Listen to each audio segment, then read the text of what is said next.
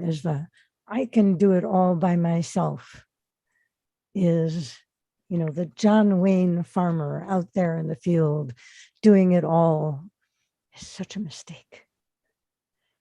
Growing food has always been a community enterprise.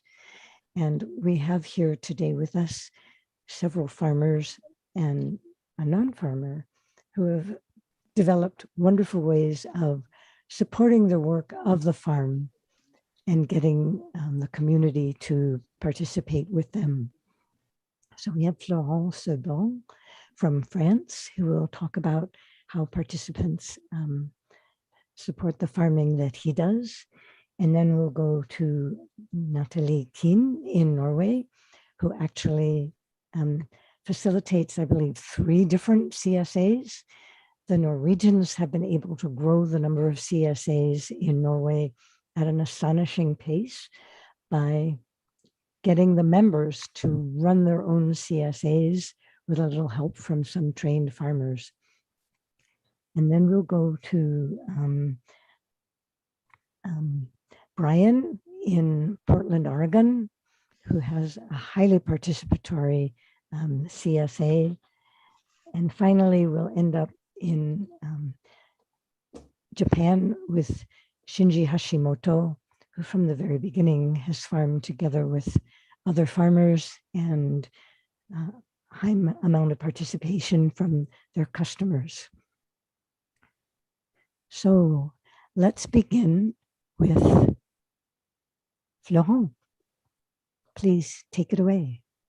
Tell us about what you're doing there in France. Hello, I'm happy to be with you. Can you hear me well? Yeah. So my name is Florence Bon, and I'm from the Ferme Stapous, which is a farm near Paris. We're about 90 kilometers from Paris. And we've our farm is 10 years old.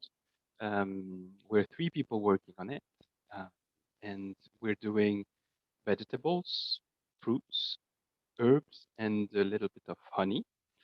And we are all of the products that are coming out of our farm is going through different CSA. And we've got 150 family members that have contract with us for the vegetables, and we have specific contracts for herbs that we transform into herbal tea and things like that at the farm. So that's the picture. And if we go to the next slide, the reason why we have this session today is also to show why we should not farm alone. And if we go through the history of our farm, we didn't start alone. We were helped by friends, people from the village. It was really a very good feeling to see that from the very beginning, when we had to set the greenhouses and when we had to do the first work in the field, we never were 2 or 3. We always were many, because we felt that people really were willing to participate in the project. So it has never been a farm where we were alone trying to feed some people that do not participate. We always had these people integrated in the project. If we go to the next slide, which is a picture of our farm from above, basically you see that we have here the fields for vegetables and the trees that are next to it. And on that, I wanted to go back on the history in terms of access to land. Both of us, Sylvie and I, my wife, we don't have parents that are farmers. So for us, having access to land was a key issue. And we went through a real journey to try and have access to land. We discussed with many actors and then tried to discuss with old farmers, tried to discuss with city council, tried to discuss with the different actors that have land. But it was a 3 years journey, and in the end, we finally had access to land. by responding to an announcement made by the city council of Csa, which is the little village where we are. And for us, this is really important because this is not a project um, that we carry on alone, but we are there because a city council decided to put us here. We're renting the land to the city, to the village, and it is much more than having to pay a rent every year. Basically, we feel that the land on which we are, there were projects before where when there was the another city council elected. Before that, the projects were doing a supermarket, and when there was a new election, the new city council decided to set up an organic farm and published an announcement to use this land differently. So we would never have access to land without this willingness of the mayor, which decided to transform this land. If we go to the next slide, something which is also important for us is the fact that we are producing food, of course, but around us there are many members, and they're making our farm nicer and nicer every day. We're not artists, but the fact that we have a few artists around our members is changing our farm on a day-to-day basis because they make it nicer, and we feel more at ease to work in this farm because it's nicer every day. Because here you see paintings from one of the member, you have sculptures from another member, and we're trying to do it participatory also on several places in the farm.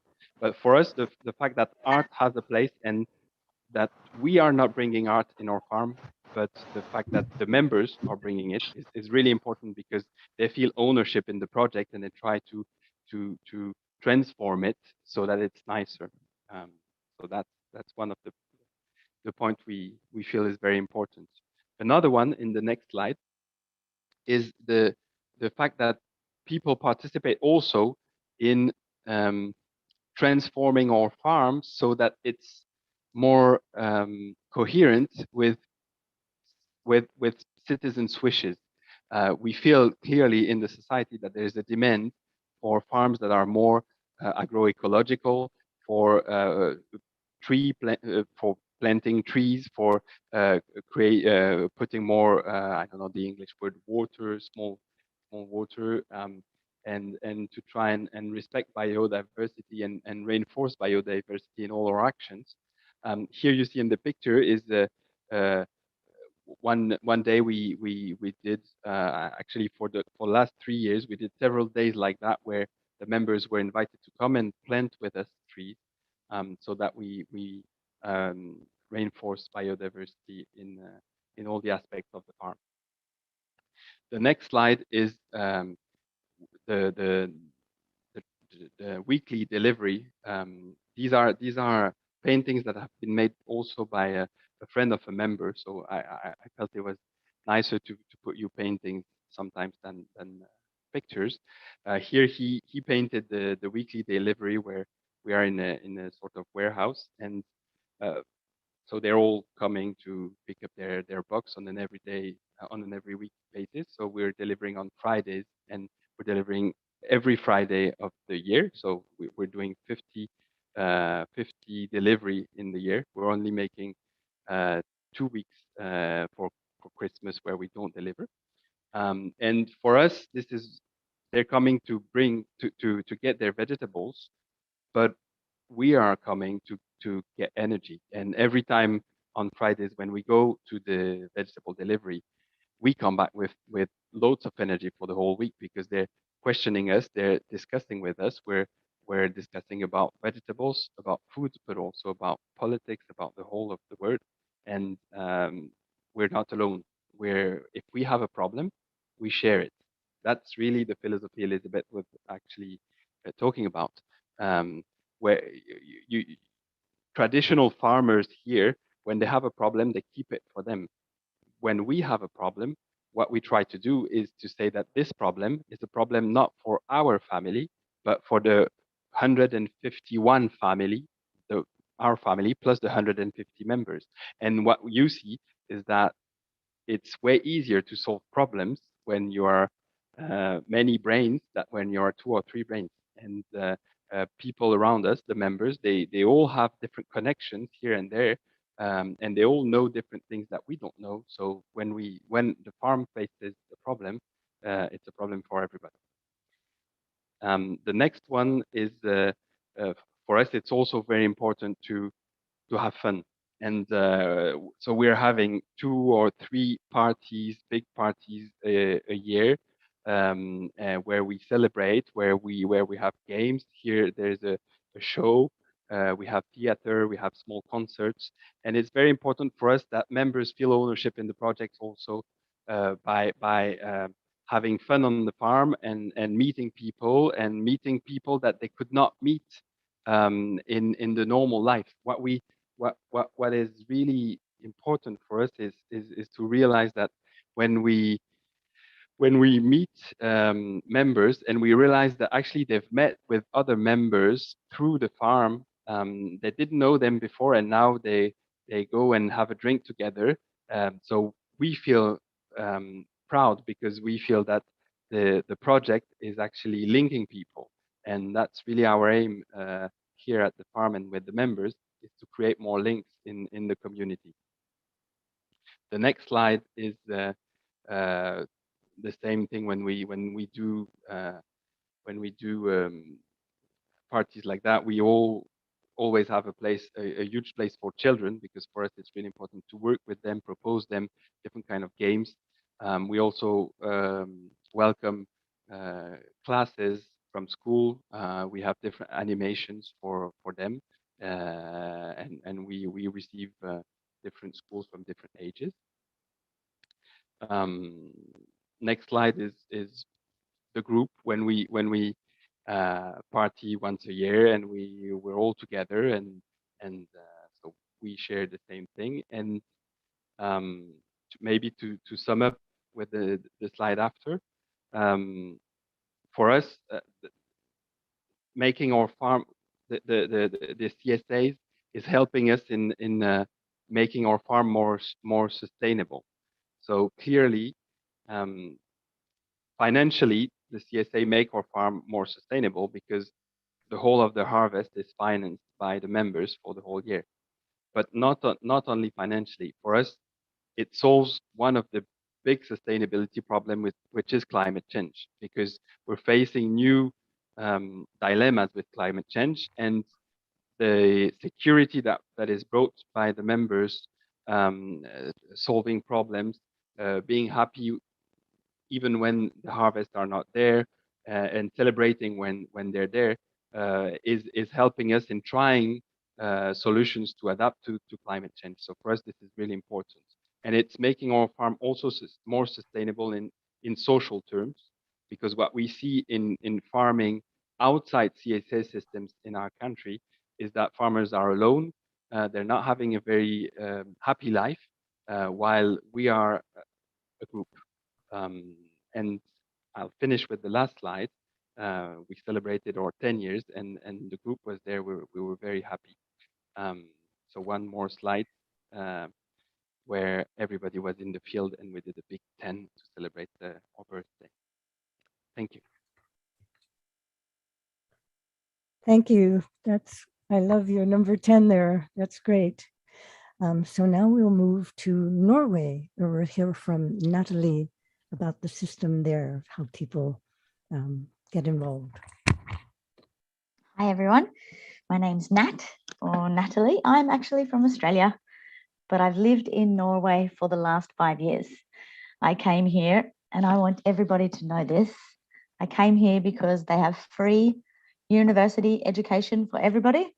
And so I did my master's in agroecology here.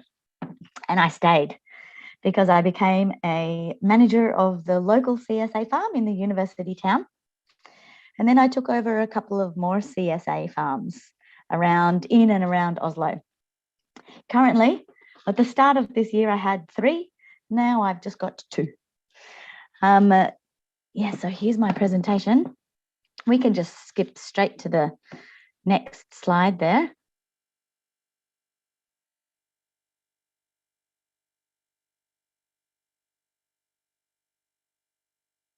I'm not seeing it in full screen. That's okay. Sorry. Yeah, that's all right. There we go. Full screen and next slide. That's perfect. So Norway. I'm in Oslo. Okay. On this slide, as Elizabeth mentioned at the start of our session, Norway has increased the number of farms so rapidly, and it might be due to this really highly participatory model that we have. So our first farm was in 2006, and it's not owned by a farmer. It's owned by a group of people, so a board of people that became like an association, a collective. They hired a farmer and a manager, and they are still the biggest CSA farm in Norway. Now we're up to 95 in 2021. So a lot of these farms that we have are modeled on the very first farm. Can we go to the next slide? So we have, the way I interpret it is through agroecology, through an agroecological lens. We have this principle of knowledge sharing with all our members, and they are so critical to how the farms function. Here's a photo of everybody sorting out the garlic before we planted it. Let's go to the next slide. So here's a little bit about my farms. I'm the manager at this farm, which is called Dystujordet, which sadly means misery ground or misery earth, but it's an old name. It's a very old farm. It's hundreds of years old. And we rent the corner of this farm.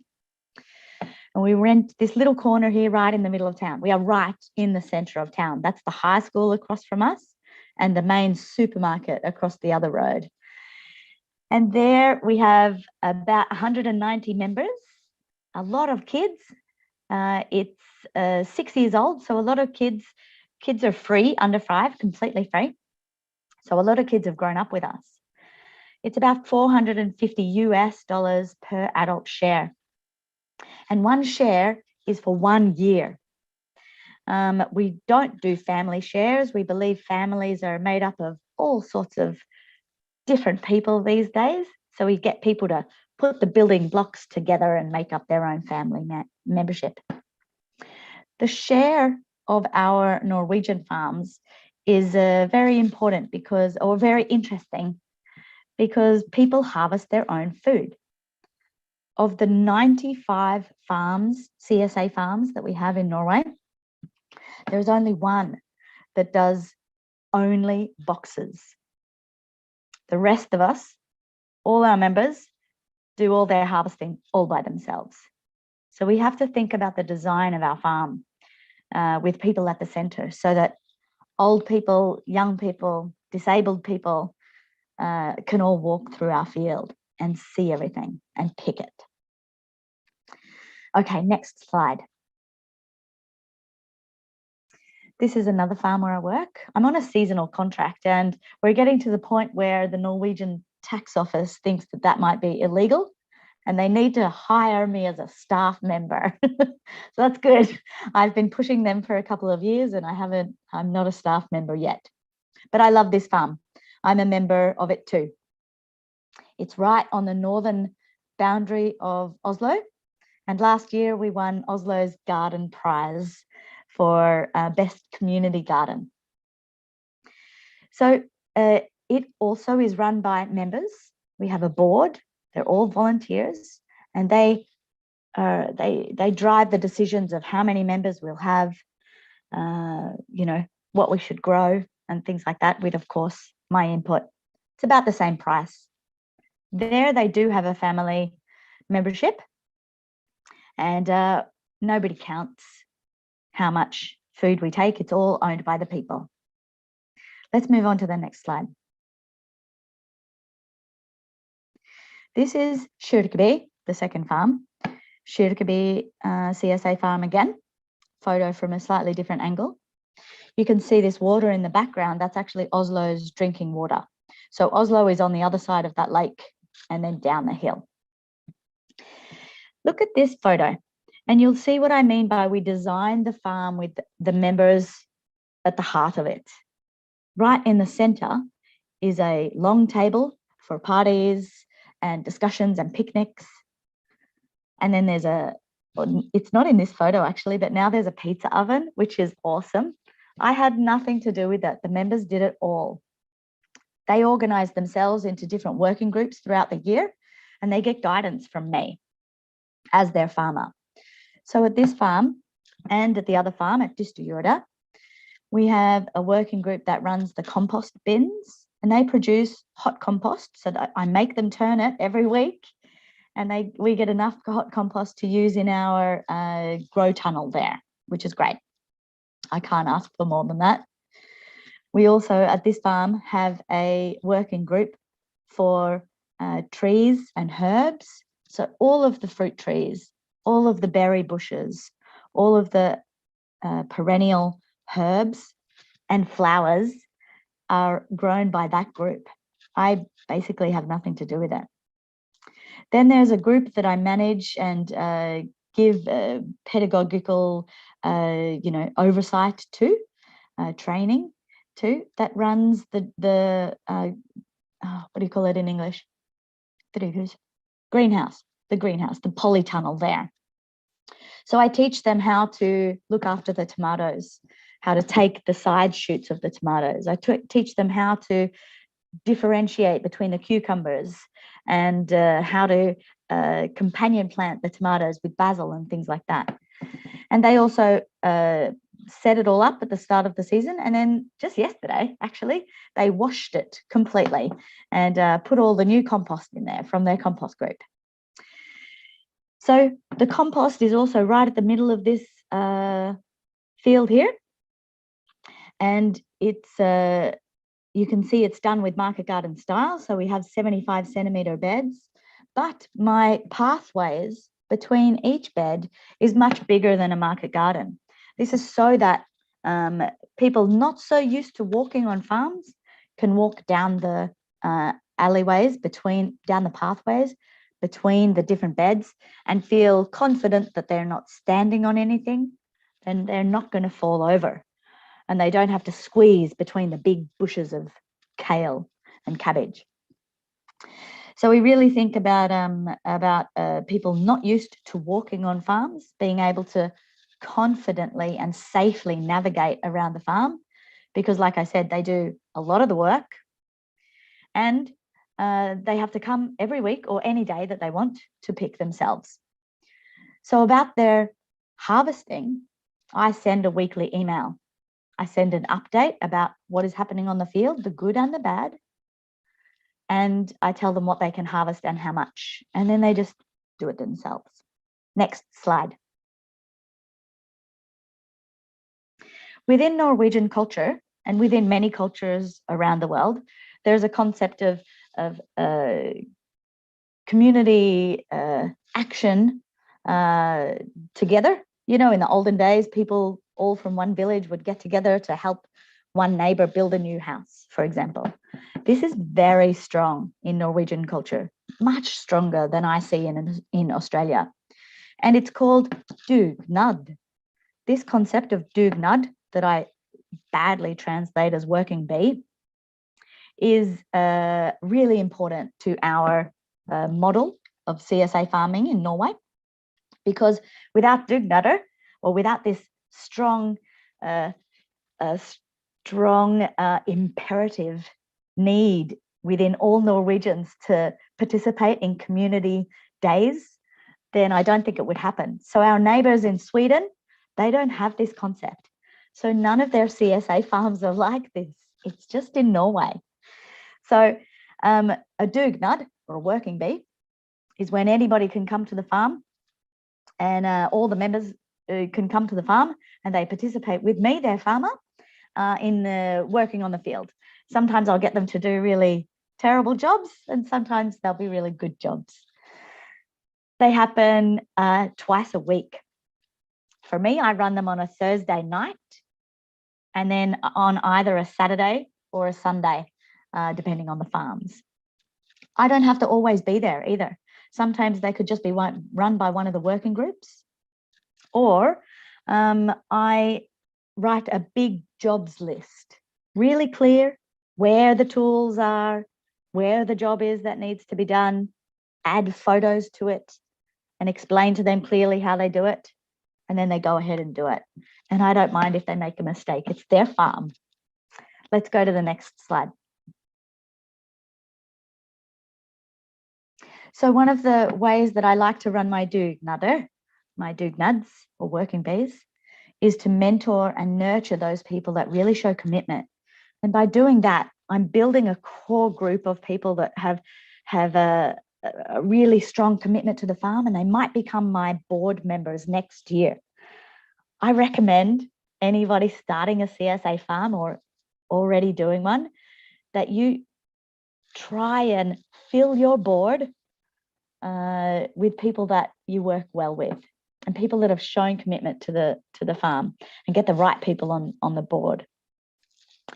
I also use pedagogical teaching methods all the time. I'm all the time pointing things out, showing people what I see, showing them the ecology of the field and explaining to them, just like Florian mentioned in the last presentation, the biodiversity and the ecology of the field. I want to inspire them to be looking after that too. Interestingly, when I survey my members at the end of the year, ecology is the least important thing to them to hear in a newsletter. Okay. So by running these dugnads, these working bees like this, I want to give people knowledge. So on one of my farms, we have a lot more of a, it's Shirkaby, the farm up on northern Oslo. This farm is more of a hobby farm. We invite people to become members only if they're going to commit to this to be their serious hobby. They have to do at least 12 hours as a dugnad on the field with me each year, but most of them, gosh, I'd say they'd be doing nearly 100. Yeah. Yeah. Next slide. We do lots of social activities, all sorts of things, and I try and encourage members to do that. Both of the central social areas have, you know, a nice fire pit where people can sit down beside, and now they both have a pizza oven too, which is really cozy. Next slide. Things go wrong. I'm not fully in charge of the farm. You know, we all are. Things do go wrong. And sometimes when there's a whole heap of butterfly or moths laying their eggs on my cabbage, I get a little bit grumpy. But, you know, it's just means a little bit less cabbage for all the members sometimes, because I will get to the farm sometimes and I'll see the row cover is off or the gate is left open and the chickens are in there. You know, that happens. We just remind people how to look after a working farm. We share those stories, the good and the bad. Next. I've mentioned working groups, and here's someone from our compost working group building a new hot compost. But to the left of him, I've got a little PDF here about how to thin carrots.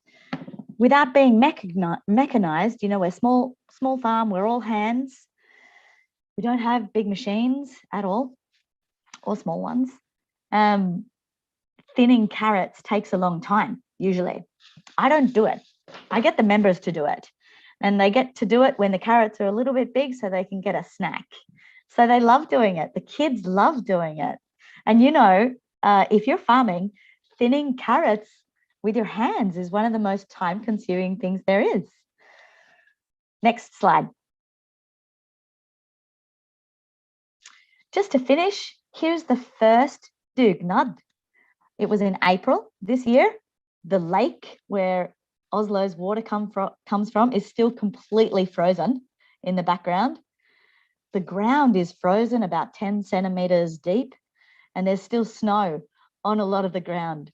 So we were up here working on that day. We have lots of buckets in front of the compost bin in this photo. They're covering the rhubarb. So we're forcing the rhubarb early in spring, and we're clearing a lot of the beds. We have permanent beds. We're clearing a lot of beds to get them ready. So people are even so enthusiastic that they'll be up there when it's about 4 degrees and everything is frozen. I can rely on all these members, but it is my job to cultivate this sense of community.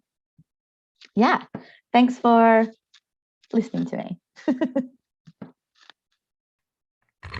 Thank you. That was wonderful. And from frozen Norway, we will go to Portland, Oregon. Brian, please share your story of Zenger Farms. Hi, everybody. My name is Brian, and I farm at Zenger Farm.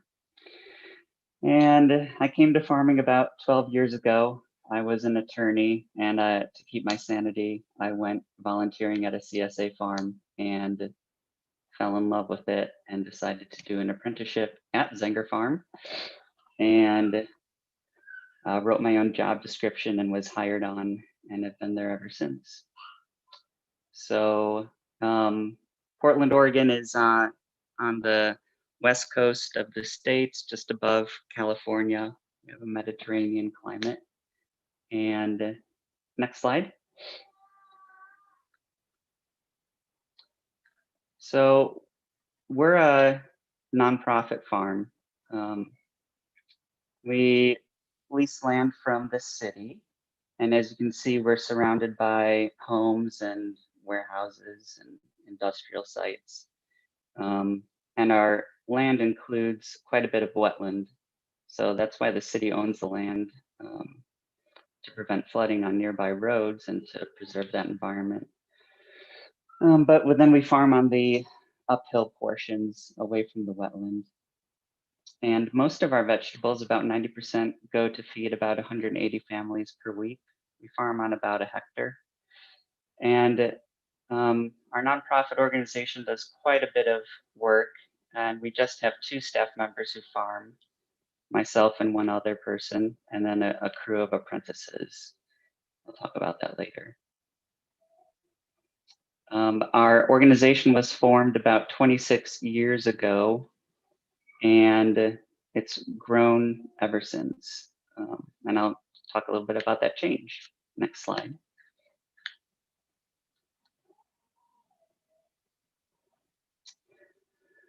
So this is our mission statement, and I'll just say that over the past 12 years that I've been a part of this organization, our perspective on our work in the community has changed from focusing mostly on food access, which is just providing food to people and making sure that they are secure in the amount of calories that they're getting, to include growing to food justice, where we're looking more at inequities within the food system. And then finally, working towards food sovereignty. So that would include things like racial justice, and making sure that our community is involved in the decision-making at our nonprofit. The neighborhood that we're located in Portland, Oregon is very diverse. It's the most diverse neighborhood in Portland, and our city has about, and the surrounding suburbs have about 1 million residents. And we have our refugee intake center for our city is located in our neighborhood, so a lot of folks remain in our neighborhood.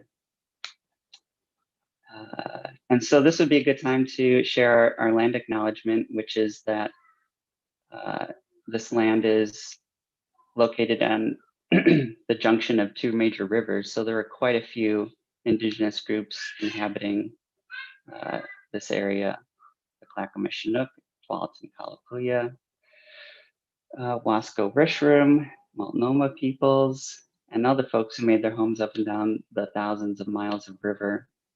And this is unceded territory.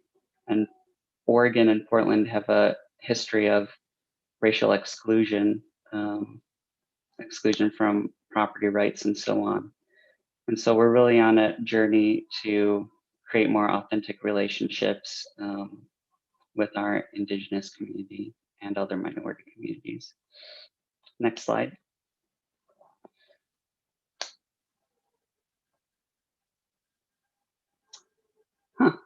That seems like let's just go to the next slide.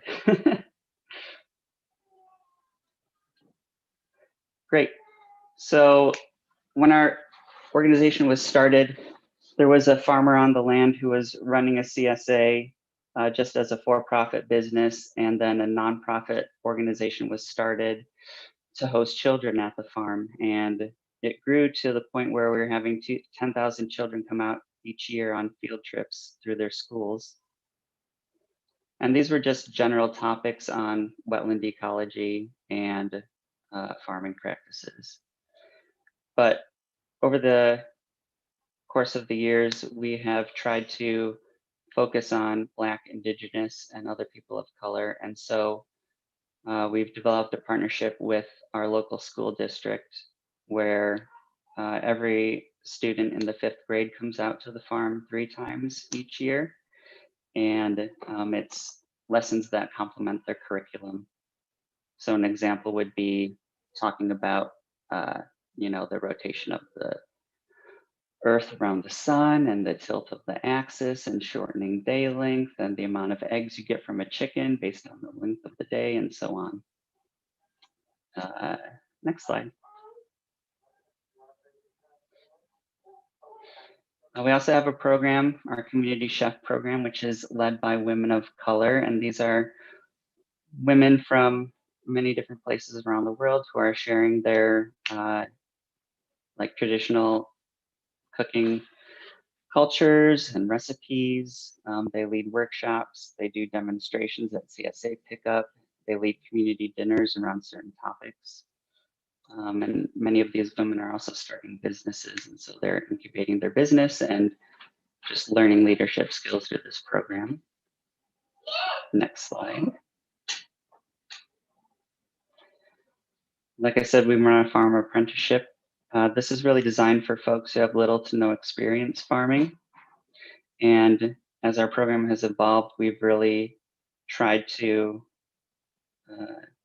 center Black, Indigenous, and people of color who would face barriers to farming in rural areas just because of conservative mindset in the rural area, because of the racial makeup in the rural area. And so we're really proud of our farm apprenticeship program. 65% of our graduates since 2010 are currently farming, most of them as farm owners or managers. It's a 7.5-month program, and they do receive a stipend, which is about equivalent to minimum wage. And we get 100 applicants each year for just 4 positions. Next slide.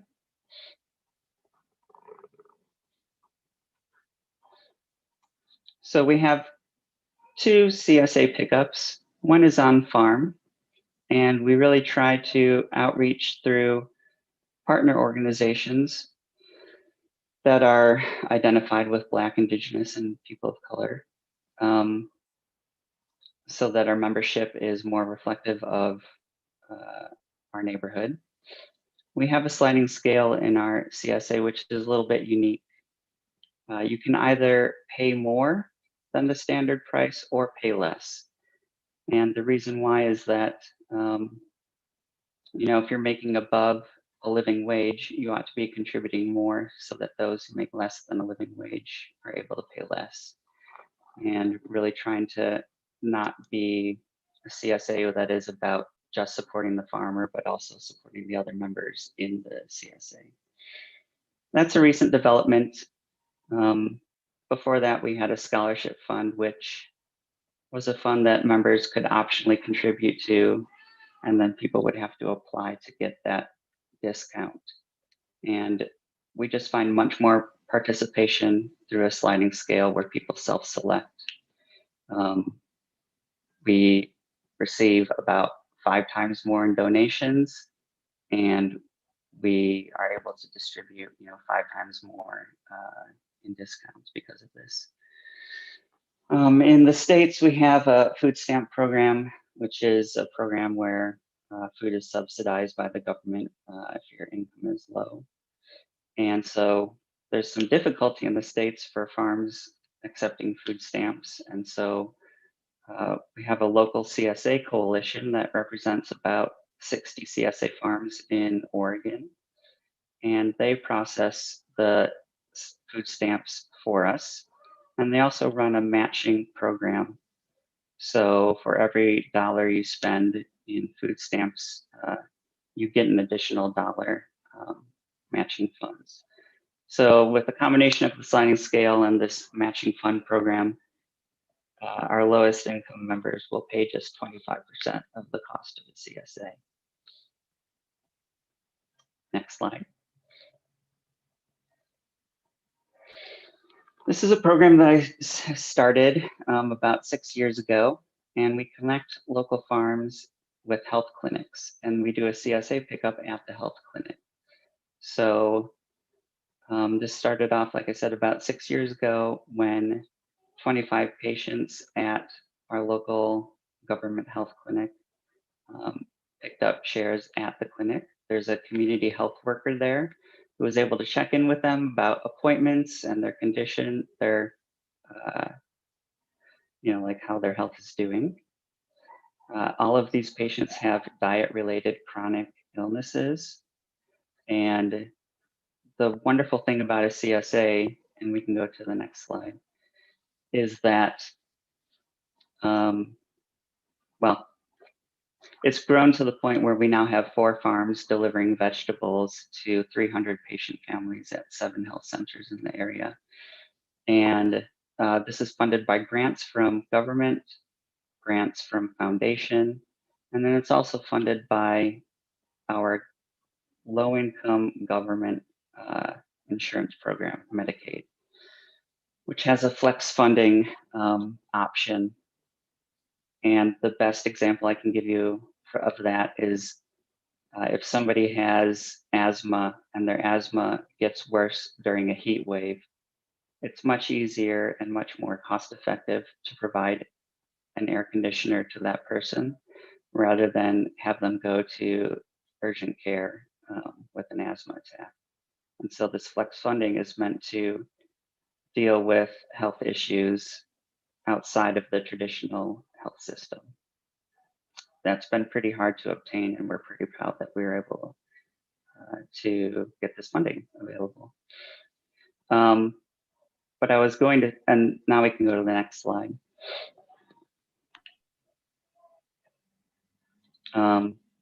This is sort of our logic model, our theory of change through this program.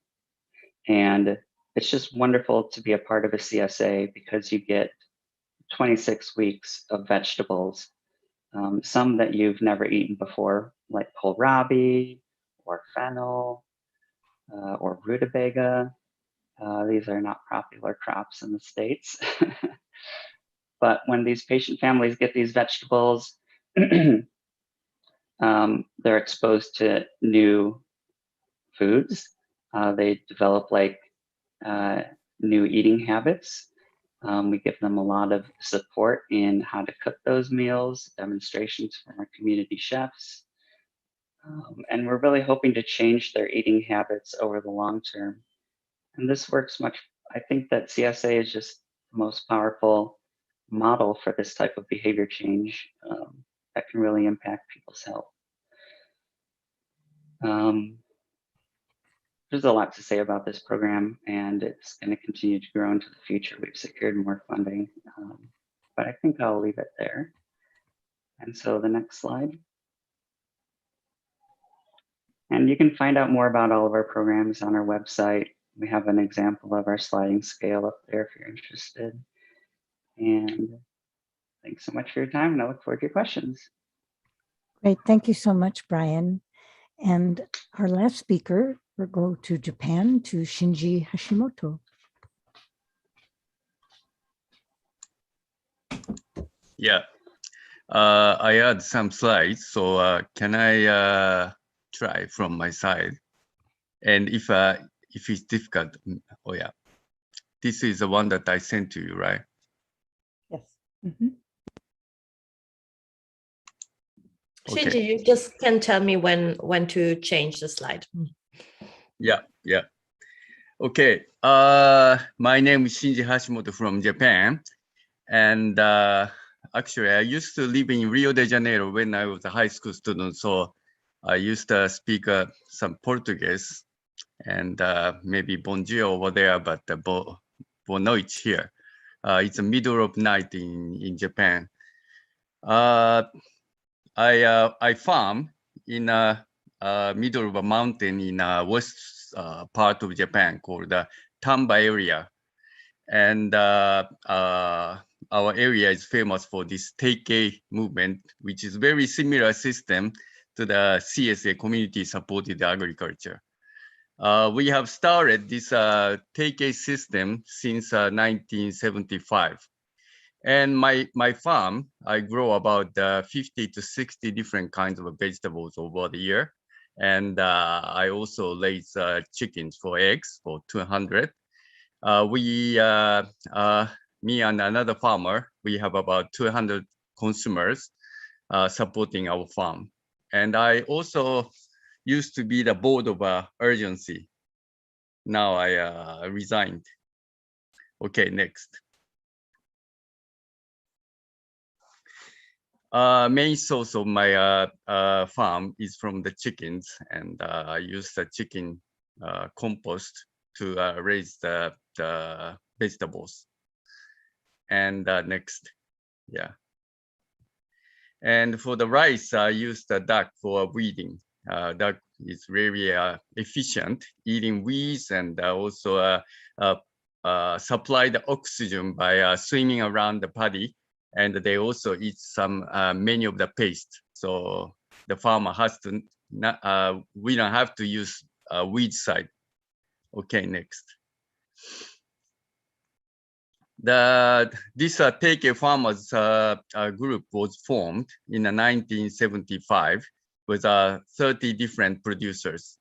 It was around 1970s when Japan has a program of food pollution, such as like Minamata disease in the southern part of Japan, where the factory disposed this mercuries, huge dense amount of mercuries, and fishermen over there become a serious disease.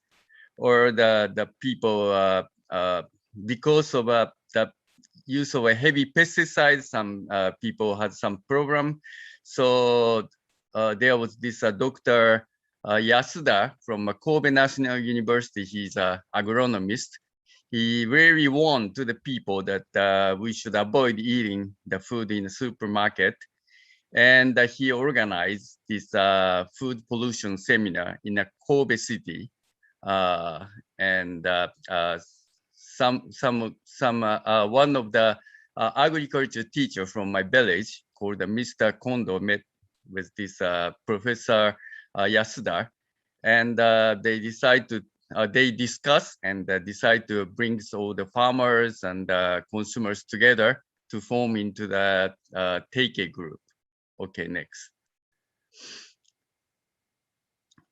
So we established this democratic organization, and farmers has been organized, and the consumer also being organized, and we have discussion for twice a year for discussing about what kind of a vegetable will grow in the field, or what kind of a program we should do together with consumers. So even about the price of a box will be settled down with a discussion. Okay, next. And also the consumer used to visit the farm and help in the weeding and the planting and different kind of a work. Next. So that they understand about how the farmers are doing in the farm. And not only the helping in the farm, but we also held lots of a party over the year, or even we have like a harvest festival to recruit new members to the take groups. Or when consumers used to be very young and they used to have a child, we used to do lots of summer camping every year. Sometime I bring my chickens and we slaughter the chicken together to show the kids that where the food is from. And we cook together and we always do lots of exchange. This take a group really become popular, and with our 30 producers, there are like a membership of 1,500 families at peak. We used to be the biggest take a group in Japan. Take a group is not in our area, but several CSA type take a groups exist in Japan, and we have this national network called the Japan Organic Agriculture Association, which has been established in 1971. Okay, next. But around 1990, the government sent out this law to equalize the woman's participation in the working place. In Japan, before 1990 or 80, the woman's salary has less. So and the man used to earn lots of money, and Japan see a high economic expansion. So most of the women stay home and they are like a housewife. And these are the main force on the beginning of a take-a movement to support the movement. They have a time to come to the farm and visit the village, and they can do all kind of a management of a consumer group.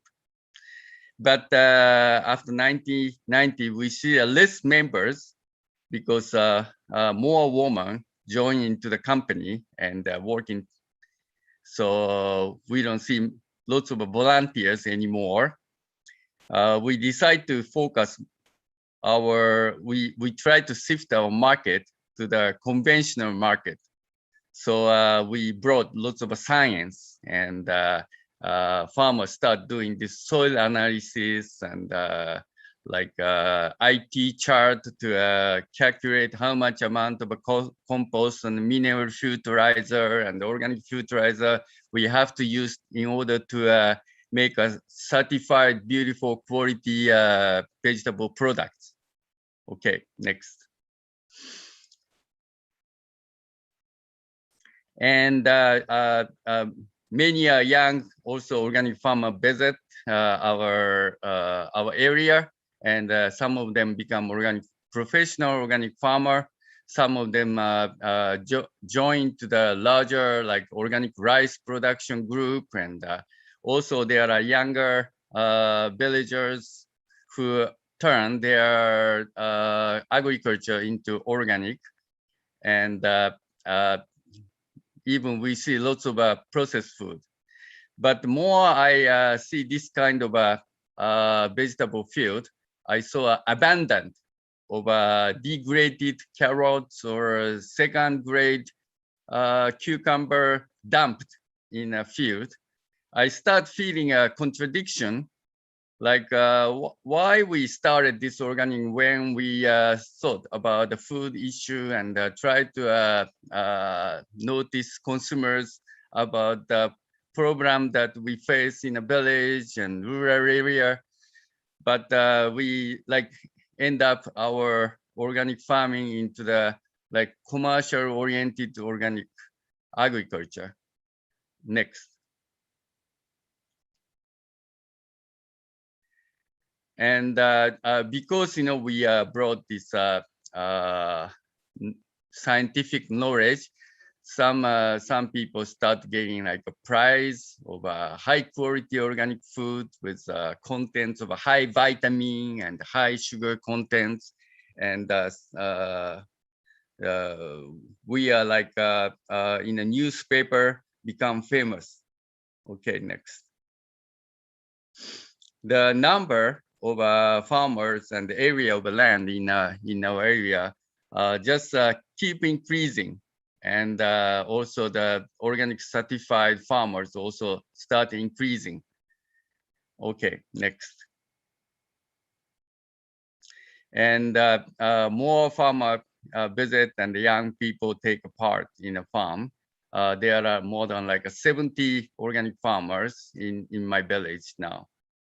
Okay, next.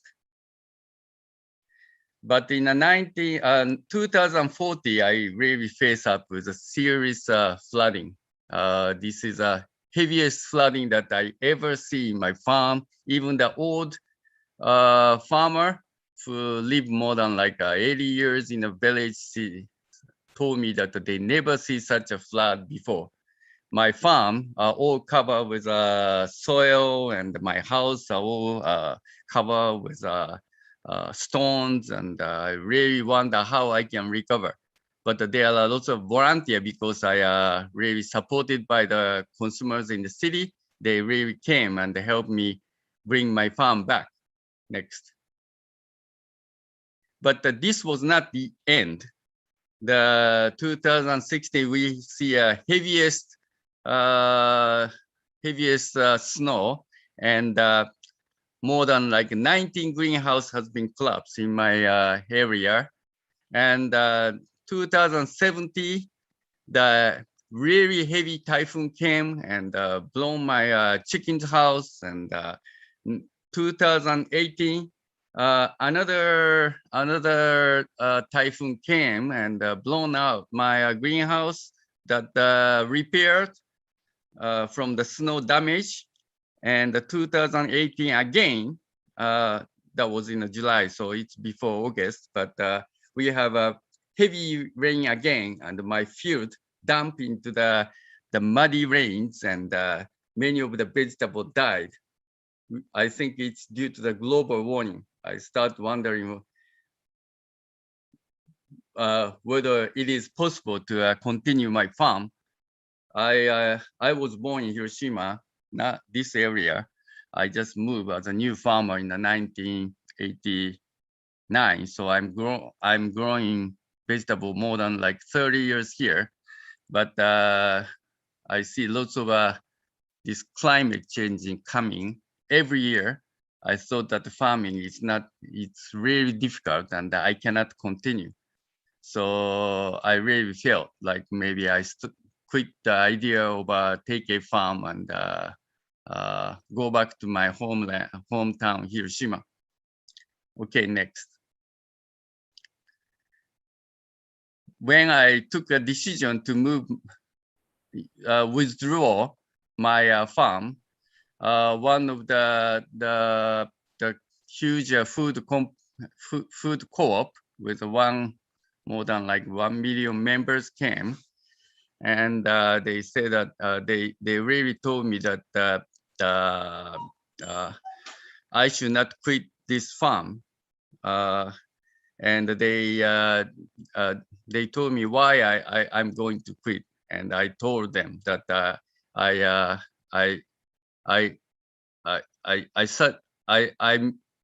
produce this certified organic farm with cucumber, with your food co-op, but you really demand this high quality, and I found other farmers dumping the food. So I really feel that the organic farming movement in this village are not more important anymore. So I'm not doing this kind of things anymore.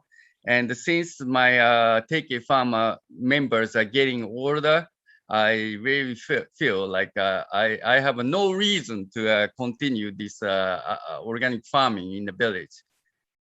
Then these food co-op members told me that how they can change and what they can do. So I told them that if we can do in a CSS style with your food co-op members, consumer members, then I can continue. So we change our mode of producing food, focusing rather focusing in a few crops, we decide to do some CSA type of a vegetable box contract with a food corp. That was from last year, and we changed the way that we market to the food corp now. So take a farm that we established in 1970. The consumers are really getting old, and they told me that they are going to close next year. This is one of the reasons that I decided to quit my farm. But instead of ending my farm, I decide to continue with the food corp now. Okay, thank you very much.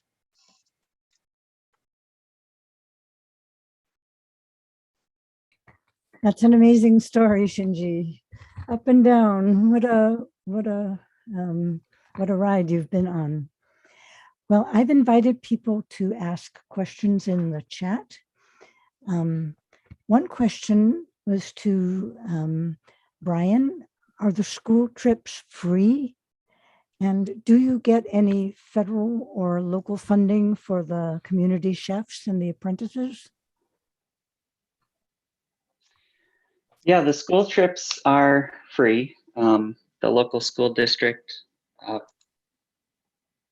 contributes some money, and then we have a soil and water conservation district that has an education program, and so we get a grant through them as well to help pay for the school trips. Our organization in general is funded about 50% by government and foundation grants, about a 25% fee for service. So that would be like for the vegetables, contributions that people make going to the community dinners.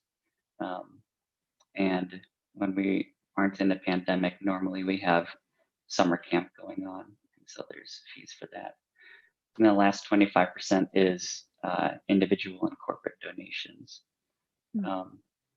So, we have this mixed revenue source, which has proved to be really stable over the years. And so, our apprenticeship program is funded this way. So is the community chef program, federal grants and donations and so on. Great, thank you. I have a question for all of you. Working with so many people, how do you resolve disputes or disagreements that take place? I'm not really a good person to ask. I can't think of any. And you asked us to prepare for that question, but I can't think of any. But one thing I can say is that maybe there's not conflicts or disputes amongst our members or between me and my members, but there is sometimes some people that are a little bit more difficult to communicate with. And for them, I make a lot of time. They take a lot of time, but it's kind of my job to give them a lot of time. So I'll have, sometimes they call me whenever they want, and they just want to complain about something, and I just listen to them and agree with them, give them a lot of, give them my, my ear, but then I also have firm boundaries around them too. I hear you, thanks for your feedback. Now I have to go. We'll try and improve in that way. That's it. But I see it as part of my job to deal with the more difficult members. We are a cross section of the community, so there's some interesting characters. Would anyone else like to answer that question? Shinji, you have to go on. You're on mute, Shinji. Yeah. The cautious that we really feel is that on the beginning we have a really good team of members, but when the generation goes one after another, there are some generation gap that the consumer cannot talk each other, or they have this different kind of interest, and more the CSA become stronger in a tie with the farmers. The organization become like very close society that make it difficult for the outsider. Sometimes the younger members complain that they always talk about the kids issue of my Hashimoto farm. They just talk about like how the kids of Hashimoto, what kind of a school they goes, but they cannot follow up with such a private issue. And more that the relation become deeper and deeper. I think the CSA become closer and closer to the outsider, and that I think the program is that how we can make open to the new members, and how they can bring them all together. That's, I think, the issue that we have to have, or else we'll start losing the newcomers. So I think a generation gap is something that we have to overcome, and how we can make tie together, and how we can make them discuss all together.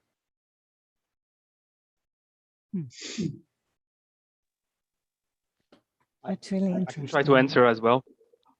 Yes, please. Of course, we do have conflicts because we are a group of human beings, and therefore, and we are all very different.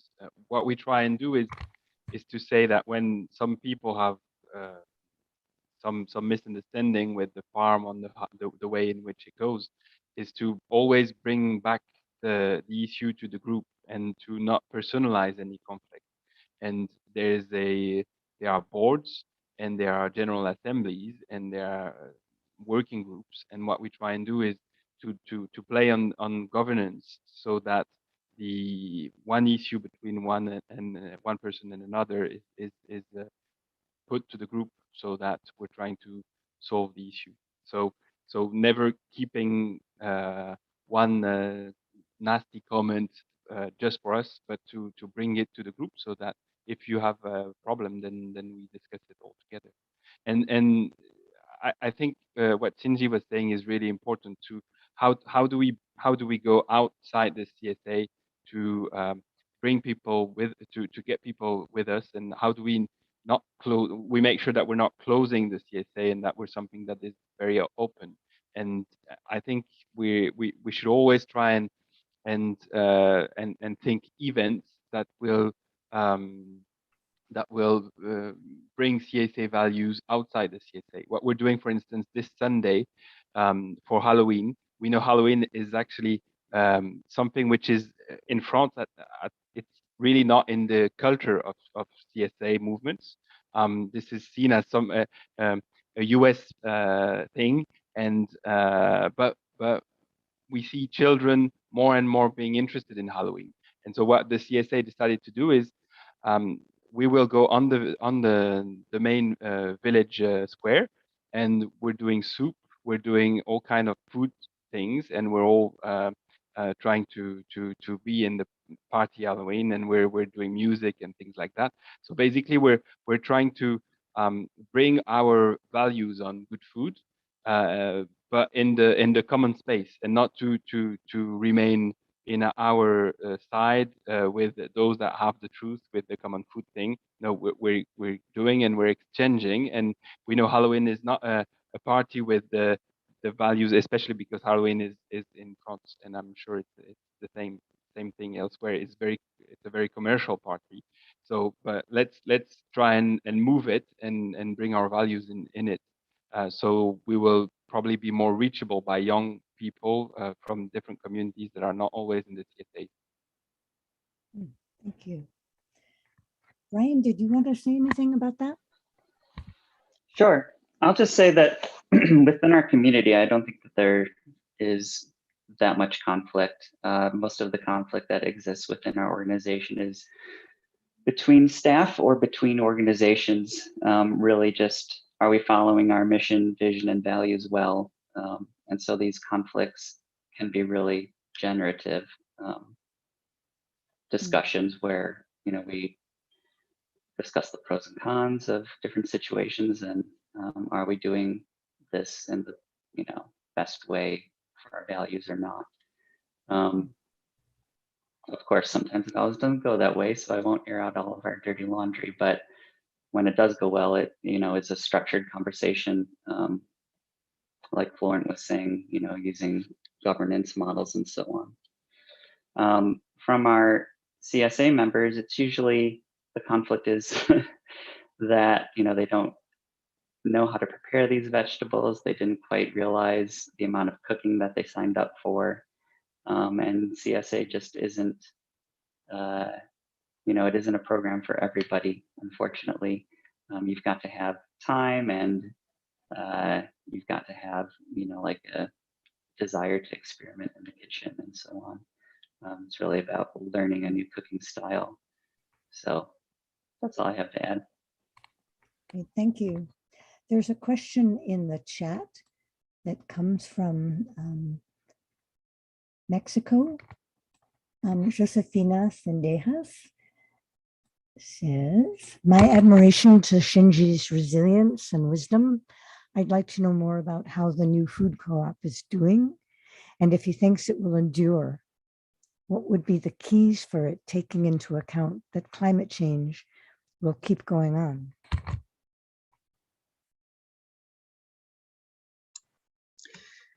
Yeah, we also had a very important lecture by the Dr. Miguel from University of California. We invited him, and we had this seminar on agroecology. Before I had this seminar, we really thought that maybe rather than growing different kind of vegetable in the field, it's more efficient to focus on a few crops with lots of scientific knowledge and gain more profit. But actually, more we go modern organic large-scale agriculture, we see less profit because we have to use lots of mineral fertilizer, commercial compost, and the yield become higher, but actually the profit become less, and the people has to hire more staff, and farmer become larger and larger. So I really noticed that the diversification of our farm is very important in the future when we face up with a global warming. The reason that I can survive with lots of climate damage, it is because that I grew different kind of a vegetable. So the vegetable goes like a bamboo and flexible. According to the temperature, according to the climate, I can always see some crops growing and surviving. So I think in the future, when we face up with this climate programs, the agroecological organic farm is really important for the survival of farmers, rather than the efficient, modern, large-scale organic farming. Are the younger farmers that you trained following your path into agroecology? Yeah, actually, this the food co project. My intern, who is now independent farmer, they also complain that they don't want to sell their products to the conventional market, but rather they want to diverse their farm. So two younger farmer joined to my group, and now we do this vegetable box with a consumer co-op. That's great. Josefina, are you happy? Does that answer your question? Okay, wonderful. Well, I would like to ask all of you what advice you might have to a new person getting started with the CSA. Who would like to start with that?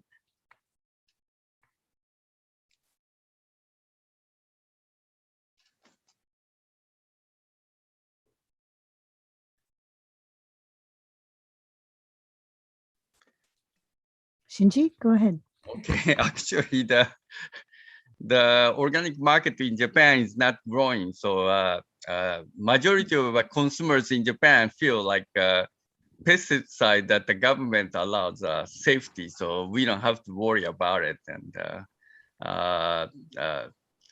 in order to convince people how organic agriculture is important, it's one of the issues that we have still.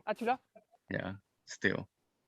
And so the many common Japanese customers tend to think that the eating organic, like minority of people who really, really more like greens, or like minority of a society, and we should not involve into such a people or so. So how how we can convince common customers that the organic farming is important, or make them understand about the food issue is a program that we still face in Japan. Yeah. Okay. Yeah. Okay. Natalie, would you like to answer that question? Sure. It's a difficult question to answer.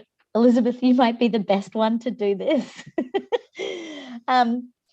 I would have so much to tell a new farmer.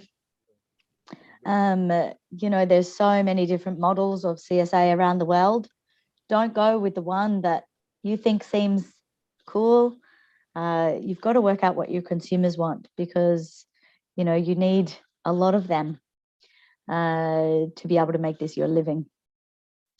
But my other advice might seem a little bit fundamental, but I've had a couple of young farmers that were inspired recently, in the last recent years, to start a small farm or rent a field from a farmer and start a CSA. They didn't do their soil tests, and their vegetables weren't thriving. So have a lot of farming experience under your belt before you go alone. Do an apprenticeship, be really engaged in another CSA farm. And myself, not as a new CSA farmer, but some inspiration I will take from this and move forwards with is this really strong connection to mission and vision and goals that, Brian, you've talked about, making them really clear to everybody else. I often hold them in my head. And from what Shinji has talked about, collaborating with other farmers, eating a meal together, and making sure we're not out competing each other.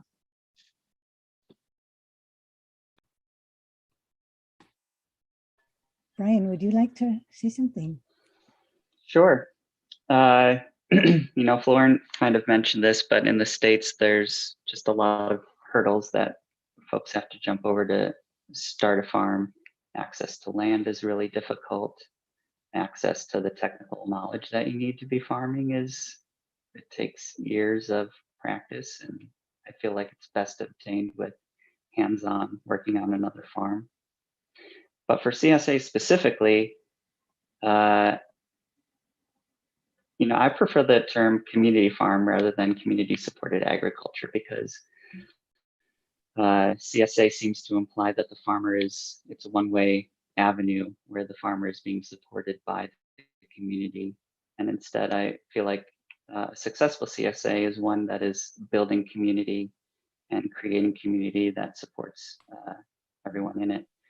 And so if you're going to start a CSA, you really have to start building those relationships first.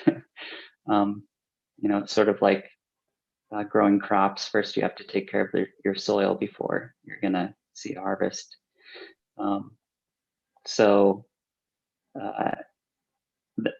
There are, of course, different models where it's just a food box delivery, and in that case, I feel like it's not actually a CSA at all. It's just a prepackaged, delivery of vegetables that you're getting from a single farm or whatever. Anyways, my advice is to build community first before farming. Florent, did you want to say anything about that? Sorry. I would say build trust. I would say be transparent and build trust with your members. Can't hear because I you. think, you've got Can you speak louder? Oh, sorry. Can you hear me? That's better. I would say build trust, be transparent on everything you do in your farm, be transparent on the accounts, be transparent on the techniques, be transparent on your problems, be transparent on your successes, and you will be paid for that transparency by trust. And this trust will be a huge asset during the first years and even after. Thank you. I would like to read something that Tanya has written in the chat and then end with some questions about urgency. Very few times people take the chance to talk about the importance of not being alone. Since I turned to grow my own vegetables, I found it can be very lonely, a lonely path sometimes. It takes a lot of energy, and if nobody else joins you day after day, it becomes a difficult thing to keep doing it. Therefore, the importance of having pals that one can feel identified with. And so I also see why social activities become so very important.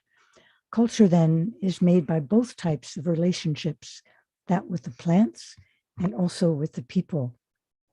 I think that's some great wisdom there. I would like to turn back to our panelists and ask you, what do you think the top priorities should be for urgency to continue building CSA around the world?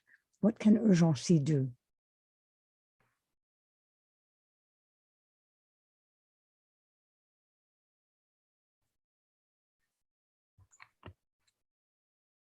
Okay. I was really impressed by the Brian, and I think community base is very important. When I visited Britain, the British people told me that there is a difference between the box scheme and CSA. CSA is about the community supported agriculture. Community involvement is very important. And the box scheme is just about the vegetable going to the customers, and they never visit the farm. So we really have to make clear distinction between the box scheme and the CSA. And we should not forget about the objective of a CSA. We also try to recruit lots of members and reach to the 1,500 members, but the more we don't see face-to-face relationship. And of course, I think the sharing the meals, eating together, really important, having party, rather than having like a very difficult democratic discussion, eating together sometimes solve lots of a problem. Yeah, so this is very important. But when we see that the CSA growing into like a box scheme these days, using this IT system that the customer can choose the kind of vegetables that they want, and they don't have to accept the vegetable box that come seasonable. So I think the urgency have to try to bring more how we can bring like community-based agriculture rather than teach the know-how of how to increase the membership with the IT system. Yeah. Great, thank you. That's good advice. Brian or Natalie or Florent, do you want to add to that? What can urgency do? I love what urgency does for us, but I don't think that many other CSA farmers know about it in Norway. We try and promote it through our network, but it's not, I don't think it's well known. And that might be because people often feel, this is what this is about. Might be that they feel alone in their farming. Sure, they're farming with their community, but and with this participatory Norwegian model, but they're busy and they're in their own, their own heads and on their own farms. So I like what Shinji suggested here, that there's so much knowledge within us that are doing CSA farming and slightly active within urgency, that we could be making handbook and doing more collaborative sharing on how to build community and how to what's working, what's not. Yeah.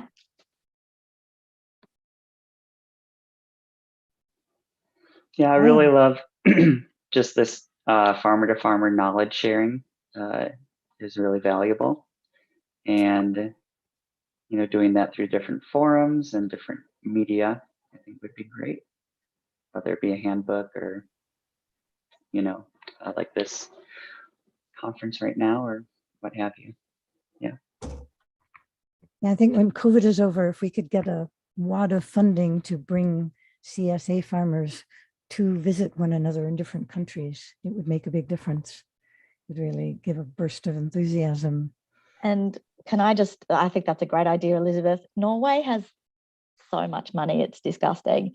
Master's students here can do so much. So I visited Sweden. They invited me over there to talk about how their CSAs are struggling. They don't have a network. They didn't. They do now. But they didn't have a network, and they were not getting enough members for it to be a viable livelihood for these small farmers. And a lot of young people want to do farming. They can't do the Norwegian model. It's all about, like I said, culture, but it's also about public transport and logistics to get to the farms. Norwegian public transport is excellent, and Swedish public transport, not so much. But we were able to organize a master's student from the agricultural university here studying agroecology to get lots of funding to get Swedish farmers and Norwegian CSA farmers to be meeting. COVID happened and it all happened online, unfortunately, but that's a possibility. If anybody has any ideas, I have access to lots of agroecology master students here that need something to write about, that need a thesis project. And I'd love for them to be working on, developing CSAs in different parts of the world if they're interested in that. And Norway funds it. Yeah, get in touch. All right, that's a great offer. There is a final question in the chat, which is how can CSA support the super dense populations in large cities like London, Beijing, Shanghai, as cidades superpopuladas como Beijing, being invaded by the Portuguese? I would like to answer that question. When I was in Taiwan, they had this plan that they would ring every city with CSAs and make sure that there were CSA farms to feed the entire population. And I think that could be done in other large cities. It would mean using government-owned land, church-owned land, private land, turn it all over to be cultivated. I calculated that I saw a workshop on a US farm that does no-till organic. On 2 acres of land, they grow enough food for 300 families, 1,000 people. So in the United States, we just need 600,000 farms like that to feed the entire population. That kind of really intense, highly specialized or highly skilled farming can, on small farms, feed the population of the world. And that really Será is que as what's feeding pequenas a lot of the fazendas podem population of the alimentar a world população at this mundial? time. Temos The que pensar nisso. global food system O is sistema leaving something global like 1 billion de people alimentos hungry every night. deixa as So with our pessoas small farms, famintas, milhões de we can do pessoas. this. Podemos fazer isso. Developing urgency, spreading the word, having Desenvolvendo many more conhecimento, CSAs and espalhando agroecology, CSA I think is the pelo answer. mundo e So thank you agricultura. all for your participation Muito today. obrigada por todos, pela sua Let's participação de hoje. invite many more people to join us. You can save the chat by clicking on the 3 dots right down in the corner. You can view this again on YouTube, on the Urgency channel. If there's anything you missed, or if you want to share it with other people, please do that. And thank you all, and have a wonderful late fall, early winter, and let's figure out a way to stop climate change together. There's a message. Okay, thank you, everybody. Bye-bye.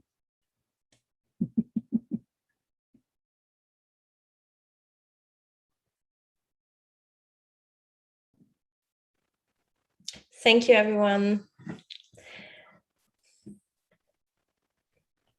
Shinji, so good to see you. And I'm so glad you found a way to continue farming. You're on mute. Okay, nice to see you again. Yeah, sometime we should talk each other. Yeah, we should have time. Yeah, that's a good idea. Yeah, I don't know if I'll ever get to Japan again. Who knows? I will think about inviting you in the future, maybe.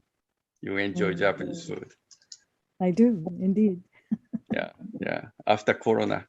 Yeah. Okay. Bye-bye. Thank you. Florent, good to meet you. Yeah. Obrigado. Ciao. Bye-bye, everybody. Obrigado. Bye.